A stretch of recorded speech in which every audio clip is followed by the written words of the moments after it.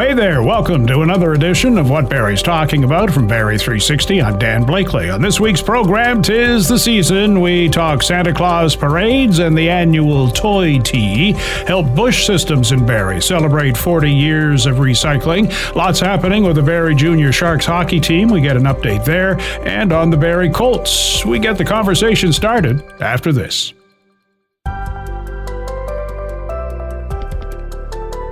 That time of year, Santa Claus parades begin this weekend. Barrie's among them. Chamber of Commerce CEO Paul Markle joins Barrie 360's Ian MacLennan with a preview. Santa Claus is coming to town. Now, the 76th edition of the Barrie Santa Claus Parade takes place on Saturday. It does. 76 years. I know you weren't around for the first one. We'll qualify that. I was not. No. However, we see the parade go by. Everybody enjoys it. But let's talk a bit about behind the scenes and the planning that goes into it. Does it begin the next day after the parade ends? I mean, how much goes into this? Yeah, I mean, we start thinking about the parade pretty much as the parade is ending. You know, what worked well, what didn't work, and we make small adjustments. We've added several enhancements over the years, and we think that they've received good response. You know, a few years back we changed the route, so it runs along Centennial Beach. And now we've added in some food trucks, some bleachers. We'll have a fire pit down there, so it creates a nicer environment for people as they wait for the parade to start, and helps celebrate community a bit. And how critical is it to have that community involvement in terms of the floats that are there and what have you?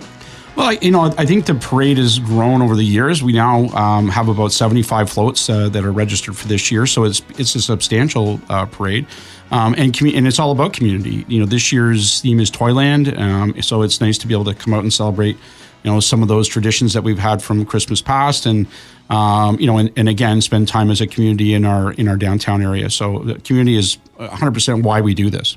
And in terms of entering a float, are there sort of requirements expected of participants? Yeah, we've got a set of rules and regulations, and parades are essentially a bit of a safety thing. So we have to be very specific about how the floats are built, and we don't generally allow a lot of walkers or throwing candies either at the participants or from the floats, and that's just to make sure that kids don't run out in front. But we've got it on our website. There's a whole section on how to build a float, how to get involved. It's very detailed, and we add to that every year as we do our debrief. And it's a good document, and hopefully people are going to build good floats that actually have something happening on them with some music and lights, and not just be a trailer getting pulled. No, you don't tell Santa what to do, though. We do not tell Santa what to do. He has his own rules. He has his own set of rules, and he does a good job so far. Yeah. Now, tell us a bit about the bleachers. Is that at Centennial Beach where the public can access? Yeah, so right down by where Victoria Street is, we've added additional bleachers in this year because it worked so well last year. But it just gives a nice elevated position, especially if you have small families, for them to get up, be able to see the floats. And again, there'll be food trucks backing it, and a fire pit on the side to stay warm. Just a nice little thing that we can do, and that really was born from Heritage Park being worked on, and them having to move the Festival of Trees from the Rotary Club onto Centennial Beach. So it just creates this really nice vibe. And then obviously there's everything that's happening down in Meridian Square as the parade passes. So it's an easy transition to walk down if you want to participate in that as well. Yeah, with the music, Noella Festival, as well as fireworks after everything is said and done. So it's a full evening for the community. Full evening for the community, and this year again we've got marching bands and the same cast of characters that we normally have. We did get some help this year. You were asking about prepping for this event, and we were lucky enough to have one of our great community organizations, Community Builders, give us a hand getting the float prepared and making it look its best. So that float has been around for a long time, and it takes a lot of TLC, which is generally handled by staff at the chamber. So we were very grateful to have Community Builders and their training program. The people in that training program do the work on the float in a nice warm environment. So it's looking spiffy. And weather won't get in the way no matter what. It's rain or shine, snow or sleet. Santa is coming down the road, so we're looking at really good forecast right now. It's supposed to be about +3. The conditions are looking fantastic for a parade. All right, very good. Thank you, Paul. You're welcome. Thank you. We have a list of parades in the coming weekends posted at Barrie360.com. This is what Barrie's talking about from Barrie 360. I'm Dan Blakely, joined again by Dwayne Eldridge, head coach of the Barrie Junior Sharks hockey team. Welcome back. Thanks, Dan. Off to a good start this We're season. off to a really good 12 and 4, I think I just read. Yeah, we are, and we have been bit by the injury bug worse this year than we ever have. Oh, no. We haven't played a game with our full roster yet since August. We played a number of games down 4, and last Friday night, because we had a number of players away at the U18 Nationals plus the injuries, we played with 8 call-ups. Oh, and wow. They still managed to get a 1-0 win. We have a lot of young kids new to the league, but they're learning quickly, and it's been a lot of fun. So you call these ones up, and they gel really well with the seasoned group, and everything just falls into place. Yeah, and I give a lot of the credit to the girls in that room. I think they are such a tight, cohesive unit that anybody new that comes in, they really welcome. And I think those kids, feel welcome. They feel that they belong there, and I think it helps how they play on the ice, even though they're only there occasionally. So you're busy with regular season stuff, practicing and games, but a lot of other things coming up, including tonight, Thursday night, your annual military game. Yeah, it's something that I wanted to bring into our program. As a civilian who works out at Borden, I see the commitment that these people make and the sacrifice. You try and figure out how can you give back, and I think just the simple act of recognizing them. We're excited. Base commander is going to come. We've got they've got at least a busload, maybe 100 people is what we're hearing from Base Borden come. We're going to have a reception for them. We've got a couple of extra jerseys that we have for giveaways for them. We have a special jersey for the event. So I just think it's really, really important that our community and our organization recognize everything these people do for our country. Absolutely. And the game is at East Bayfield Community Center. Yeah, it's at East Bayfield at 8 o'clock in Central York. Panthers, Aurora. So I like the fact that it's another local area team that we're going to play. Well, and I think you're close in the standings with them too, aren't you? Yeah, we are. They've got 3 games in hand, but if we can get a win on tonight and then close it up, I think we can move ahead of them. So it's going to be a competitive game for sure. All right. That's not the only thing happening. You mentioned the under-18s, and that's continuing. And what else is happening? Yeah, the U18 National Tournament just wrapped up in Newfoundland this past week. We were fortunate again to have 5 players represent our organization and our team. Maddie McKay with Manitoba, Jenny Keller with Alberta, Ava Sador played with Team Ontario Red, and Team Ontario Blue had Kate Stewart and Sonia Mehta, and they were able to get a bronze medal out of the weekend, but it was great to watch them. I was so proud of how well they represent us, how well they compete, and it's amazing to watch our players compete at the national level. Big weekend this weekend for the organization. Yeah, Shark Fest. We run 2 major tournaments every year, so this is the first 112 teams, 2,000 players. So it's great for the local community. We use every rink in Barrie. Juliana Bauhaus does an amazing job as our tournament director. And the guy I feel for is Mike Robinson, our referee in chief. Like the scheduling that he has to figure out and to balance is an enormous job. And those two do a tremendous job building this tournament and making it what it is. It seems to get bigger and bigger every year, so we're really appreciative for their efforts. What teams are coming from how far away? You got a lot of teams from Northern Ontario. They seem to really like our 2 tournaments. It's an opportunity for them to get down. And then you've got Windsor to Ottawa. So there's a lot of teams that come in. A lot of hockey, and you mentioned all the arenas take part? Yeah, every one. There's, I think in total, there's 275 teams or games in total, so that's an awful lot of hockey. And is that free admission to get in if people want to go out and catch this? Because it's really good hockey. It's great hockey, and you've got it from the young kids right up to our senior division. For me personally, I like the younger divisions just because everybody's got family, everybody's excited about, maybe it's early in their career in tournaments. There's a lot of fun at those games and a lot of enthusiasm. It's great. Just something about young hockey. It is. Right? Yeah. I remember watching my kids play and getting up and going to the rink, and didn't matter how early it was. It was just something about being there and watching that. Yeah. You seem to have a lot of cowbells and whistles, and it's a lot of fun. A lot of rivalries, too. A lot of rivalries, right? And for the young kids, they're early, right? They still don't quite know what they're getting into or what the future holds, but it's fun to watch those grow and develop. Yeah. You have new sponsorship? Yeah. You know what? We've been working hard to try and create partnerships with local business members in the community. Obviously, Georgian Communities, Braystone, Jamie Massey's been a huge supporter of our program. But recently, Jersey Mike's has opened up in Barrie. You know, they very, very large organization in the U.S., expanding and growing into Canada. We had some great meetings with their people and just feel that we're very fortunate to have them come on board. I think there's an awful lot of things that they believe in the local communities that they serve and that they have businesses in. And we're really fortunate to be a part of how they think they can get integrated into the community. They're going to sponsor Player of the Game Awards this weekend for the tournament. I think there's an awful lot of positive things that we can do moving forward with them, and we're really grateful for their partnership. If there are other organizations, businesses that would like to get involved, they've heard this and they think, maybe we should latch onto that. How do they go about that? I think the easiest way is to reach out to us through our Barrie Junior Sharks email. I think one thing that we really, really want to try and do is continue to create partnerships with people. I think there's an awful lot of value that we can bring them, and obviously if they can help us. We've taken on development for the organization this year, actually, our team for the House League and younger kids. And that's been really rewarding for our players. To see them interact with the younger players. I'm really proud of how well they're running these development camps. Really proud of how well they're interacting with these young kids. You can see the relationships being built.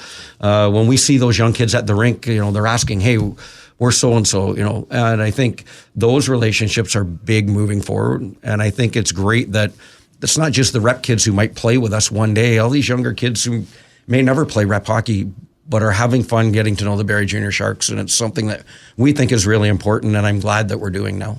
Like, you don't need anything else on your plate. You've got the Junior Sharks happening and very, very busy with that, but you've got a really close eye on Seattle these days. Yeah, it's just moved out last week. Today's their first day of training camp where they'll have everybody. They had a number of kids that were away at the rivalry series last week. So today's the first day everybody's going to skate. But yeah, the excitement and the enthusiasm around that. We're going out on the 28th to watch their inaugural opener. I think Vancouver and Seattle are two great additions to the league. I think they're going to be really, really fun to watch. And just seems to be excited about living out on the West Coast. She hasn't really been there before.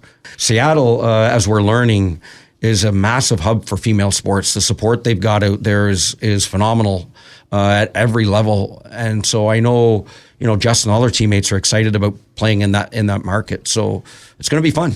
I'm glad to hear that she's grasped this, because we had talked earlier after the draft and she was moving from New York to Seattle and she really wasn't sure, but things are falling into place by the sounds of it. Yeah, I think when you look at their roster, I will say this, Vancouver and Seattle got a great opportunity to build teams right from day one, the way the draft was set up. And at some levels, it hurt some of the other teams who were just getting established.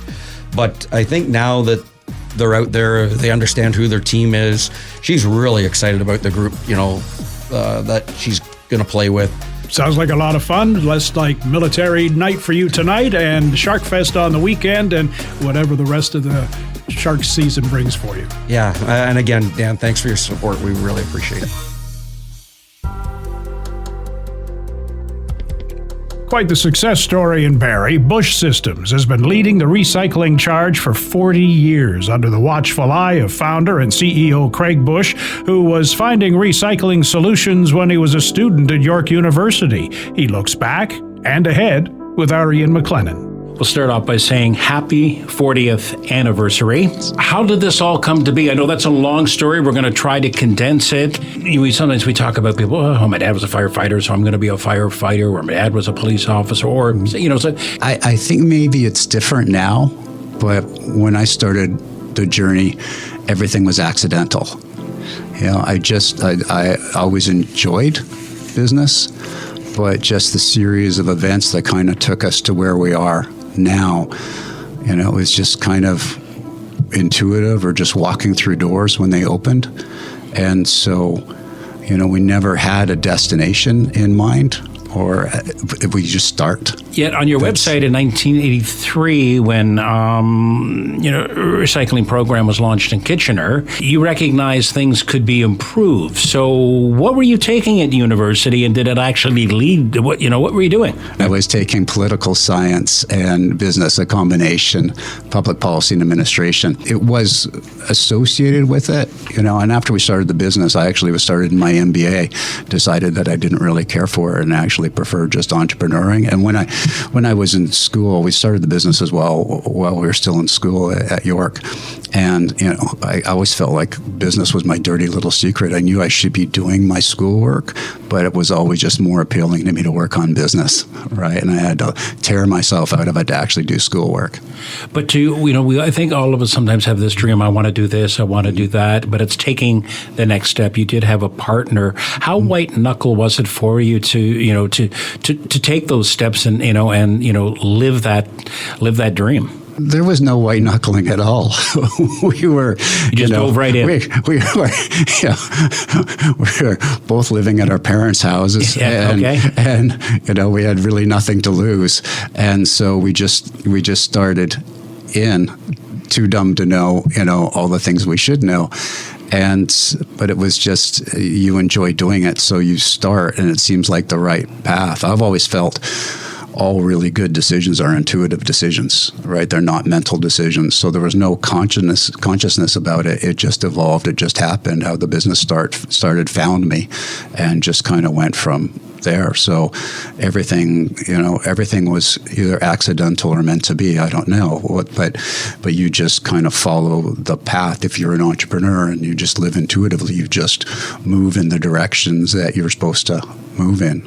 Right. At its official website, you thought the program could be improved. What sort of things go through your mind? Like, you saw what was happening in Kitchener. The recycling was still relatively new. You obviously saw it had a future. So you thought you could just take it to another level? So just in the design of the product. Yeah. So they were using industrial containers, design out of the U.S. that was intended for material handling. And so it was about the right size bin, but it wasn't really the right bin for the application. And then somebody made another bin, but it was actually modeled off the Canadian Tire, internal distribution bin that they use at Canadian Tire. It was a mini version of that. So it wasn't a new design for recycling, just a mini version of another industrial container, a much more pleasing one. And so we designed one that was meant actually for curbside recycling. You see them all over the place. It had a full perimeter handle on it so that people could handle it with gloves on, because the other ones had undersized handles. So winter gloves, the collection guys could use, protective gloves. And back then they used to actually dump the container. So this was designed that it was very ergonomic for the collection guys to actually be able to just flip the bin into the container it was going into on the truck. So it was meant to be easier to use, easier to handle, more functional, and designed actually for curbside recycling. You consider yourself a designer, though? Back then I didn't. Now I do. Now you do. Yeah. And it's always been my role really in the organization, strategy and design and marketing aspects, because I'm a creative. I'm not a structural. When you talked about what you want to do, right. I thought for a while when I was a kid I wanted to be a lawyer. I would have been the worst lawyer. So, they never had an intention of actually being in business. And here you are. Here I am, yeah. And you're a success story. I know you very focused. Your people are a success story, your business. Tell us a bit of the roots in Barrie.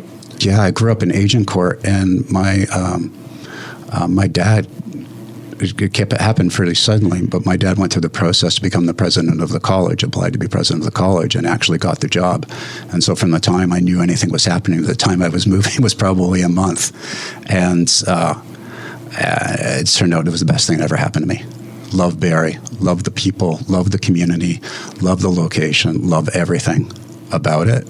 Yeah, it was the best thing that ever happened to me. Now, the recycling industry, we've got bigger carts. Some people grumble about that, in the county of Simcoe, Barrie.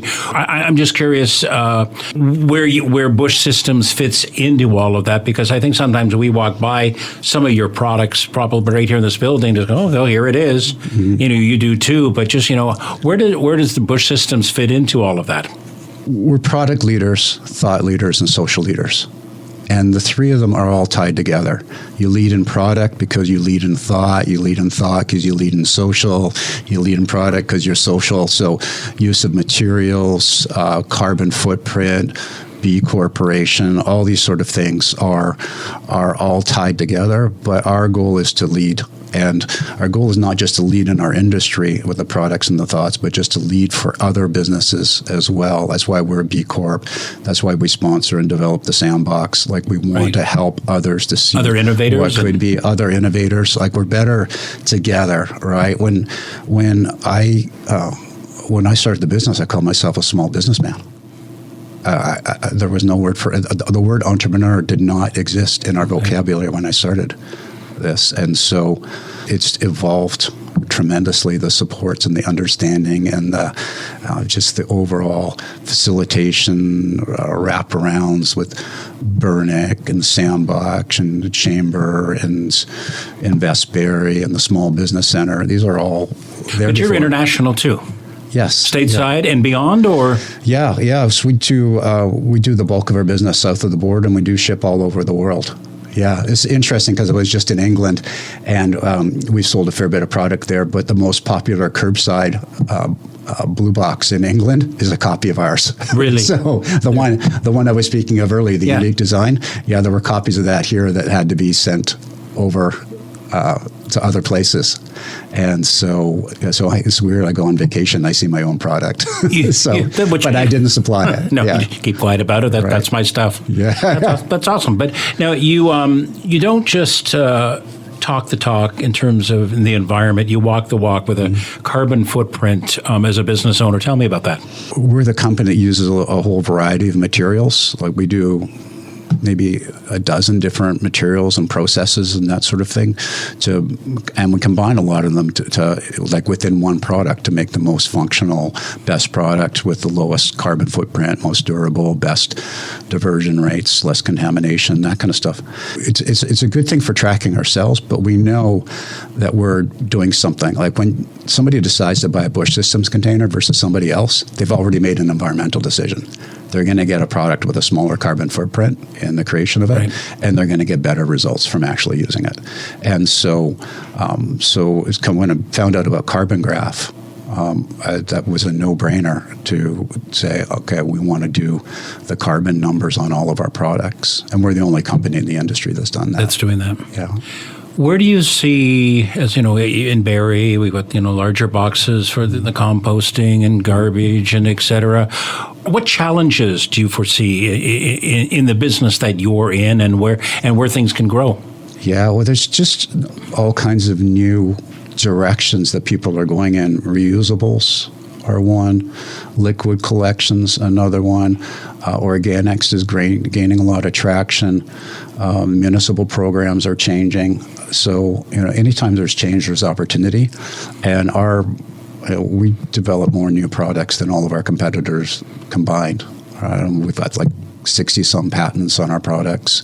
And so each time there's a change, we see it as an opportunity to lead the industry on it. So I just came off my R&D meeting, and, we've got like 7-8 people in that are all actively committed towards developing new, better products. And I love blue sky products. I call them purple cows.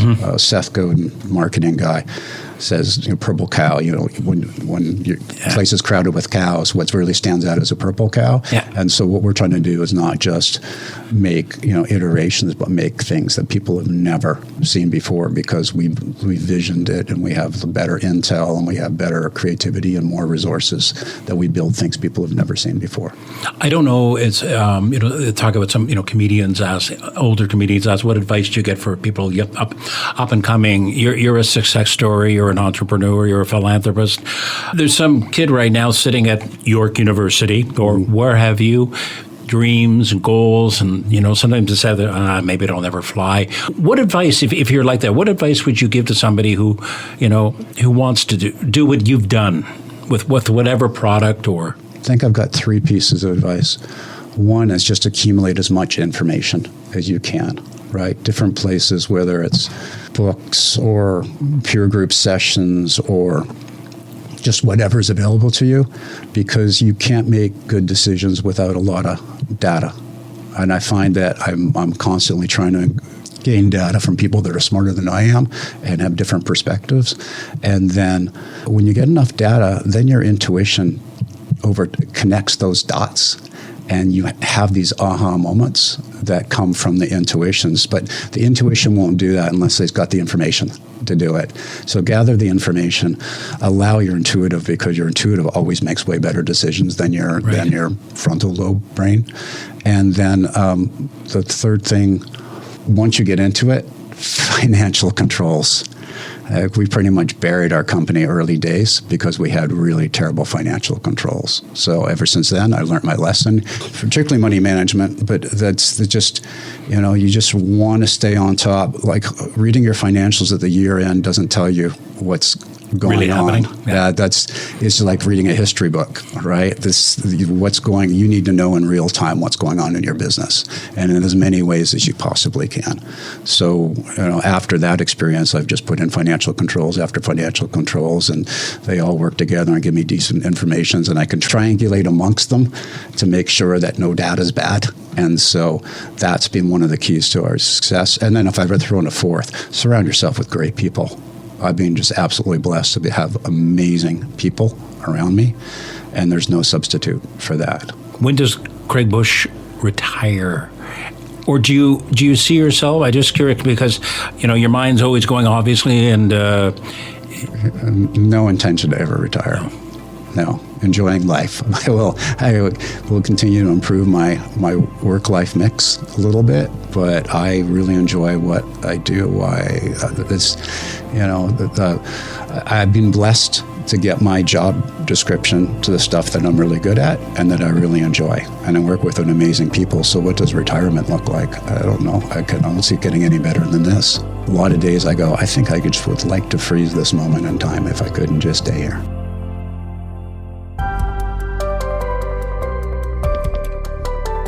Barrie Colts have settled into playing some of their best hockey, winning 6 of their last 7 games, and they're in second place in the Central Division behind Niagara. Here with their weekly roundup, Barrie 360's Julius Hearn and Colts analyst Gene Pereira.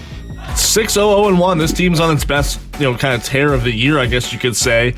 22 points, tied for first in the division, although Niagara does have a couple games in hand. This was a key weekend for the team. I think their penalty kill really shined, which was incredible compared to what we saw from them earlier on in the season. What did you notice that really stood out to you in this first 3-3 of the year? Yeah, it was a big weekend. They're playing good hockey. Again, they continued their strong play, 5-on-5 specialty teams was really the big factor. Their power play continues to roll, fourth in the Ontario Hockey League, and that continued this week, as well as the penalty kill, killing 17 of 18 chances. Unfortunately, in the Sioux, it cost them. 2 5-on-3s was really the difference, and the Sioux scored in the second game to send that game into extra time, which the Greyhounds would eventually win in a shootout. But much better performance from the penalty kill, and I think that's showing in the standings. Yeah, if you look at the special teams, Barrie's power play, 50%, 5 for 10 across the whole weekend, and then you look at the penalty kill, opponents were 1 for 18 on the power play against Barrie, but it was that one that really tied it up against the Sioux to send to overtime. Let's start with the game in Sudbury, because I think the Keishon Aitchison hat trick really stood out as the biggest moment of the year so far. Just over 5 minutes to get a hat trick in that first period for a defenseman. How impressive was that against the Wolves? Yeah, that was something to watch. And Keishon really, I think he thrives off the crowd in Sudbury. It's a place that they love to boo him there, and I think he feeds off that. And he's really stepped up with some big efforts and big goals. And it's a team that is looking to kind of turn things around, and they have been. And just that setting a franchise record for the 3 fastest goals. Just getting the team off to a great start. Just a dominant performance. And, of course, Keishon being Keishon, just a little ways to Chase Coughlin there, who took a couple of the penalties that he scored on and kind of letting him know that, he was helping him get him out of the box quickly. I thought that was funny seeing his reaction to the goals for sure. The Sault Ste. Marie's been a strong team all year, and I think they showed it again on Saturday night. What did you see compared to the first time the Greyhounds were in Barrie compared to on Saturday night on the road? This is a Greyhound team that lost a couple in a row, and you're on home ice, and you knew they were going to come out heavy, and that's exactly what they did. The first 10 minutes was all Sioux Greyhounds, and the Colts kind of, they gave up an early goal, but they kind of rode that wave and got out of it. And then they just got stronger as the game went along. And the last 10 minutes of that first period, they played really well. And Barrie played well throughout that contest. They responded. I'm sure that Dylan Smoskowitz was happy how his team responded after that. Unfortunately, again, a parade to the box, which is something they have to do. Just taking too many penalties. It caught up with them in the third period, with the Greyhounds getting 2 5-on-3s late. Ben Arebic was just outstanding in that game. He did everything he can to hold on to that 1-goal lead for Barrie late, but Chase Reed eventually got the equalizer there. But it was a pretty good effort on the road, and it was their first 3-3 of the season, and those could be really tough. But Barrie still had plenty left in the tank, and it's just again the unfortunate that they ran into some penalty trouble at the end. Yeah, Horebic was actually incredible with 41 shots against, makes 38 saves. There was a very large difference in terms of the shots in that game, but he really held his own. How confident is this team in Horebic, so to speak, and going towards the last 2/3 of the season? Yeah, they feel they got one of the best goaltenders, not just in the OHL, but across the CHL, and it's something you hear them. The guys have total confidence in Ben, and it's performances like that speak to that confidence, and they're just a different team with him in net. The Hagenbach got his first win in Sudbury in his OHL debut, but you go right back to Ben Arebic, who gets the big assignment against the hungry Sioux Greyhounds team. And that first 10 minutes, the Greyhounds could have been up 2 or 3, and Arebic kept him in there. And he's just a difference maker. He's a guy that can steal your wins, and he keeps you in hockey games. And when you're not at your best, and I think we're seeing here, and one of the things Bill Smoskowitz talked about is after that game in the Sioux, if the scouts don't leave here thinking that they want to sign this guy, he'd be really surprised with just how dominant he is, and I think Ben showed that he could carry a load. You mentioned Hagenbach. It was really nice to see him get his first win on Friday night. Too bad it got overshadowed a little bit by the hat trick, but it was nice to see the kid get in there. What was the first impressions in his first OHL start? He was fairly composed. I mean, that's a big assignment for the young guy on the road here, and you get your first OHL assignment, and as well, Barrie had a bit of a win streak, so there was that added pressure, and he was pretty solid. He kept things clean in front of his net, didn't give up a lot of rebounds, and you could see the confidence grow a little bit. Sudbury, there wasn't panic when he gave up a goal, and he's a guy that the Colts talk about, that they have a lot of hope for down the road as being one of the goalies. And I think Barrie, loves this getting the third goalie that he spends most of his time with Collingwood, but he practices with Barrie, and it's something that they did with Arvin Jaswell last season, and they thought it paid off, and Dave Bolitsky continues to work with him, Hagenbach and Barrie, and I think that composure showed early on in his first win. So now we look back from that Sioux game. Big kind of altercation at the end of the game. Couple players, Aitchison and Eliasson, ended up getting suspended, both for separate incidents. Can you kind of explain what happened in terms of the altercations and the suspensions that we'll see for the next weekend?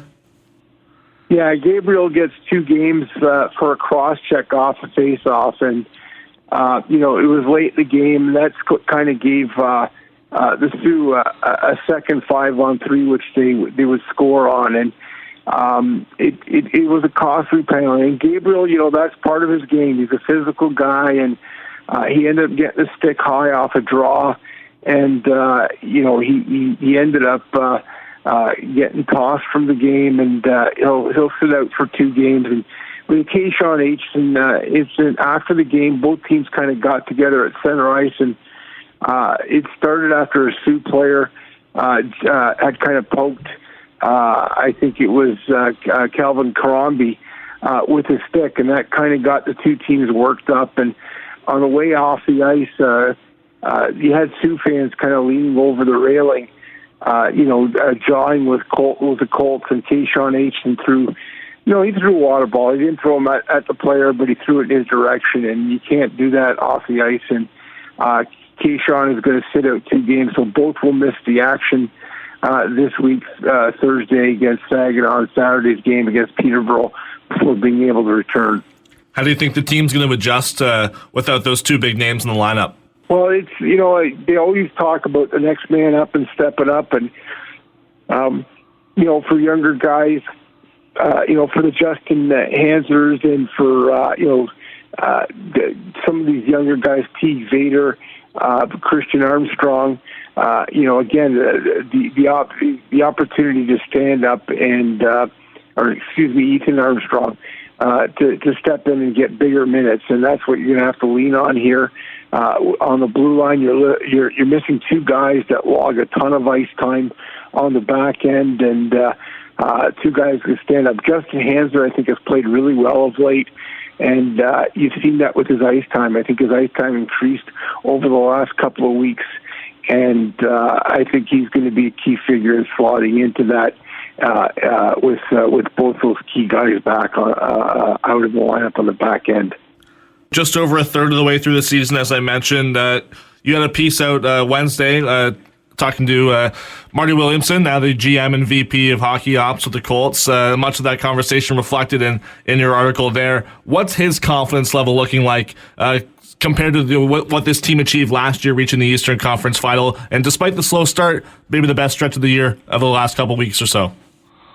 Yeah, I think Marty told me he's excited for what he sees. I mean, obviously he wants to see more consistency from his club, and in that manner, prove to them that he's can go out and bolster the lineup. I mean, there's obviously a lot of focus with the January 10th trade deadline down the road, but it's the opportunity that is there. I mean, obviously Brantford is the class of the Eastern Conference, but after that, it's wide open, and a matter of who's going to step up and kind of provide that a team that's going to give Brantford maybe some headaches, on its way. And the opportunity to add your lineup is there. I think those trade talks are heating up. In talking to Marty, his phone is ringing. There's teams looking to maybe get some of their players, or teams looking to sell players. So it's that time of year that all this kind of comes into focus, and you got to determine whether your team is good enough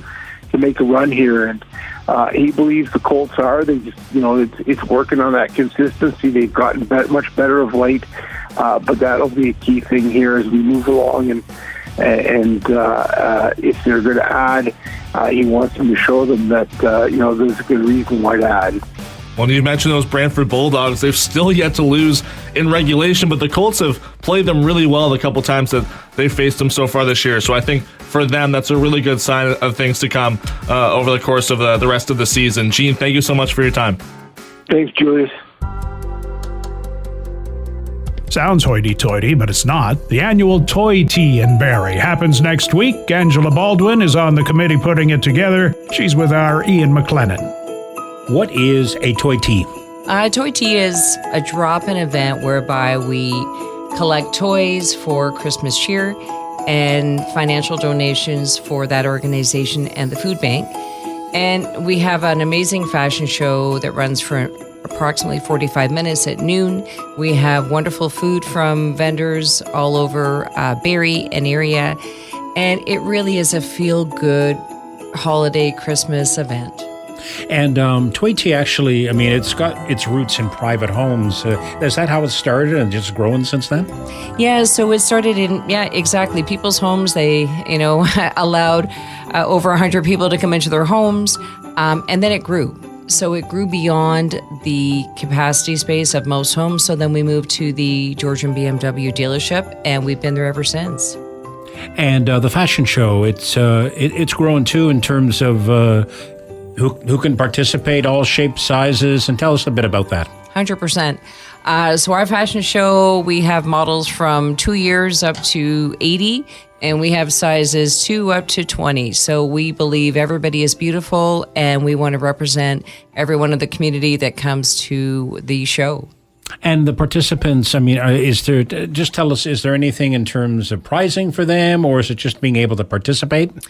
So we have a great raffle. Thank you for asking about that. We have this amazing raffle with this year over 50 items. So you buy a raffle ticket, all of that money goes to Barrie Food Bank, and there really are some wonderful prizes people can win. And you raised a bundle of money last year, did you not? Yeah, last year we raised over $46,000. So that went to Christmas Cheer and Food Bank. And that is a combination of cash donations, gift cards, and toys. And is there specific toys, and is it young age, teenagers, or runs the gamut? It's everyone. What we find gets missed often are the teenagers. So gift cards are really great for them, to Walmart or Canadian Tire or Shoppers Drug Mart or Tim Hortons, something like that. You've been quoted before saying, looking at the legacy, the connection that the committee feels to the community. What did you mean by that? Well, what we mean is we always have sponsored local, sort of grassroots, if you will, organizations. And also the vendors that participate in the fashion show, we try to make it all the independents in towns. We've always tried to support the independent vendors in our community. And it really is a coming together of all of these people that live here that we sometimes don't get to see each other enough. Like, it's a really feel-good, positive event, and you feel the power of community. For the public that wishes to attend, is there still an opportunity? Oh, 100%. So the event is on Wednesday, November the 19th at the BMW dealership. It runs from 10 a.m. to 2 p.m. And all we ask is that you bring either an unwrapped toy or a gift card as kind of like entrance to the event. The funds go, the raffle, to Barrie Food Bank or Christmas Cheer, correct? So the raffle donations go to Barrie Food Bank. Yep. And then all of the toys and a lot of the cash donations go to Christmas Cheer. And we've actually had quite a few companies sponsor the event, which is amazing. So those monies get distributed almost 50-50 between the two agencies. What do you take away from the day afterwards yourself? Feel good. I mean, it is a really grassroots-based feel-good event. We're all volunteers. We do it because of the love of the event. We love seeing everybody happy. We love seeing the charities walk away with $20,000, $25,000 for one afternoon. In the times right now where people are going through, I think they need a bit of something positive and something to kind of smile about and feel that they've given back to the community as well. The Toy Tea website for more information is toytea.ca. And that's our program for this week. Thanks to Ian and Julius for their input, to Matt Latter for his technical expertise, and to you for listening. If you like what you've heard, please subscribe to What Barrie's Talking About, rate it, review it. You can also keep up with What Barrie's Talking About on Blue Sky and X at Barrie360, on our website, Barrie360.com, and there's our daily Kickstart podcast available from any streaming service and on our website. I'm Dan Blakely. Hope you'll join us again next week.